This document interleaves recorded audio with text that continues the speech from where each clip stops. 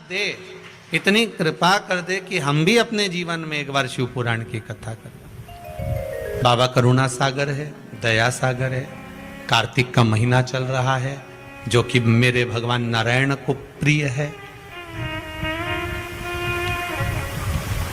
मेरे भगवान विष्णु को अति प्रिय है।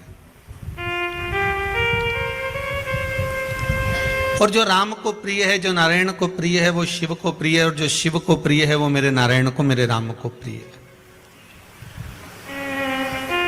सबसे पहले तो हम ये समझ लें कि कार्तिक का महीना जो आता है तो इसका नाम कार्तिक का ही महीना क्यों रखा? शंकर जी के पुत्र के नाम पर ही इसका नाम क्यों रखा? अधिक मास आता है तो हम कह देते हैं कि भगवान नारायण ने अपना नाम, भगवान कृष्ण ने अपना पुरुषोत्तम नाम उस मल मास को दिया था, इसलिए उसका नाम पुरुषोत्तम मास है, अधिक मास है।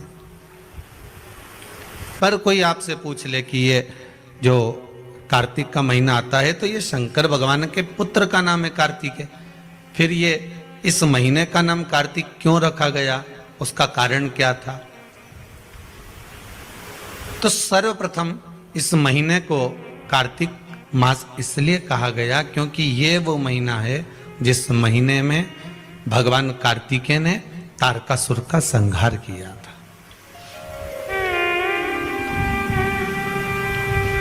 और तारकासुर संपूर्ण ब्रह्मांड में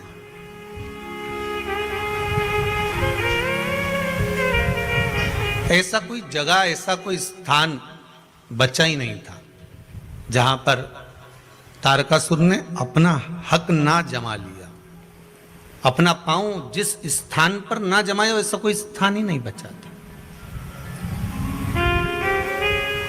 प्रत्येक जगह पर तारकासुर की एक अपनी एक छटा बिखेर कर रखी थी। एक बात आपको पहले भी कही कि था असुर, था राक्षस, पर मन में उसके शिव बसा हुआ था।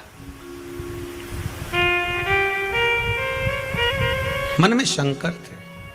और फिर ध्यान देना, शक्कर गुड़ चाहे दिन में खाओ चाहे रात को खाओ, शक्कर शुगर चाहे दिन में खाओ चाहे रात को खाओ, उजाले में खाओ चाहे अंधेरे में खाओ, कोई भी खाएगा वो मीठी ही लगेगी। आपका मन नहीं है, उस कथा का जो रस तत्व है, उसका जो स्वाद है वो आपको प्राप्त जरूर होगा।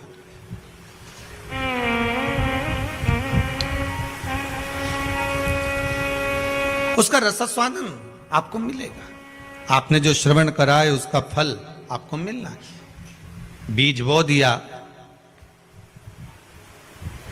और बीज बोया भूमि के अंतर्गत, उसके बाद उसमें पानी का सिंचन दे दिया, एक बार दो बार, फिर उसने जड़ जो पकड़ी है, उसके बाद उसमें जो फल लग रहा है वो वही जान सकता है। आपने तो केवल एक फल को बो दिया था, लगा दिया था, फिर उसके बाद में वो अपने आप पनपता गया, लगता गया। आप सब जानते होंगे, बड़े बड़े घने घने जंगल में आप जाते हैं, बड़े बड़े जंगलों में जब जाते हैं तो वहां कौन पानी देने आता है? वहां जंगल में कौन पानी देने गया, कौन बीज बोने गया, कौन गया वहां कि यहाँ पानी डालना है या बीज बोना है? फिर भी इसके बाद भी वहां वृक्ष लगे हुए हैं, बड़े बड़े फल लग रहे हैं, कहीं आंवला लग रहा है, कहीं आम लग रहा है, कहीं कुछ लग रहा है, कुछ ना कुछ प्राप्त हो रहा है। कहीं सीताफल लग रहा है, कहीं फल लग रहा है, कहीं राम फल लग रहा है, कहीं सैतूत लग रहा है, कुछ ना कुछ उसमें लग रहा है। ना किसी ने पानी डाला, ना किसी ने बीज डाला, उसके बाद भी कहीं से कोई आया था, खाकर पटक गया और वो लग गया। उसी तरह मन नहीं है तो भी अगर भगवान की कथा का रसास्वादन कर रहे हो, चित्त नहीं है इसके बाद भी अगर भगवान की कथा को श्रवण कर रहे हो।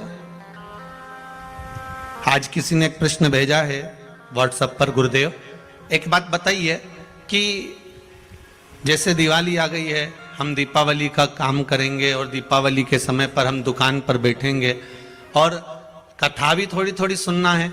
मान लो हमारा मन कथा में, अब टीवी हमने लगा ली दुकान के अंदर, दुकान में टीवी चल रही है और हम काम में लगे हुए और कथा नहीं सुन पाए, उसका कोई फल मिलेगा कि नहीं मिलेगा? तो वो भी यहाँ शिव महापुराण में वर्णन कर रही है। वो भी कह रही है कि शक्कर रात को खाई चाहे दिन में खाई, पर मीठी की मीठी है। अंधेरे में खाई चाहे उजाले में खाई, वो मीठी की मीठी है। उसी तरह आपके यहाँ टीवी चल रही है, आस्था चैनल पर शिव महापुराण की कथा चल रही है, वो कथा अपना काम करेगी, तुम अपने कर्म में लीन रहिए, कर्म करते रहिए, वो अपना काम कब कर जाएगी ये आपको मालूम ही नहीं पड़ेगा। नहीं भावे रे दौड़ दौड़ मन सत्संग जावे रे, कि मैं तो हरि की दीवानी ऐसी हो गई रे, सपनों में आवे मारा सांवरिया। जब चित्त वृत्ति में परमात्मा समाहित हो जाता है, भगवान इस हृदय बिंदु में जाकर बैठ जाता है, फिर कुछ सुहाता ही नहीं है। हमने एक बात पहले भी कही, आज फिर कहते हैं। कई लोग कहते हैं अगरबत्ती लगाकर जाने से क्या होता है, घर में दिया लगाकर जाने से क्या होता है, भगवान के सामने धूप लगाकर जाने में क्या होता है, भगवान के सामने प्रणाम करके जाने से क्या होता है, भगवान को नमन करके जाने में क्या होता है, भगवान को स्नान कराकर पूजन कराकर अर्चना कर जाने में। घर पर से जब निकलें तो हम बार बार कहते हैं कि भगवान को 2 अगरबत्ती लगाकर जाओ, धूप बत्ती लगाकर जाओ, चाहे दिया लगाकर जाओ, नहीं लगा के जाओ तो सिर तो झुकाकर जाओ।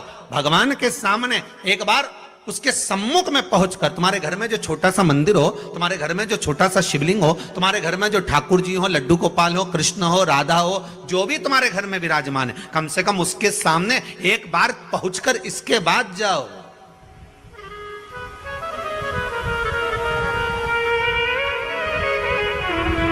पीटी उषा दौड़ में पहले निकलती है।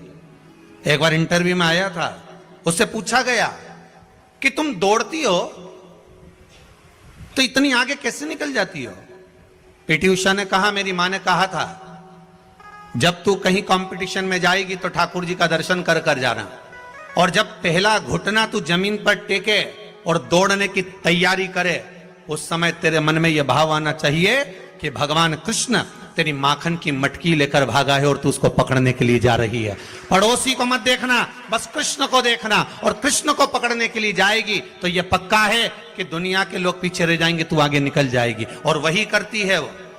सामने उसको लगता है कि मेरा कृष्ण दौड़ कर जा रहा है, उसको पकड़ने का प्रयास करती है, काना काना रुक, और दौड़ती है और कृष्ण को पकड़ने के लिए दौड़ती है।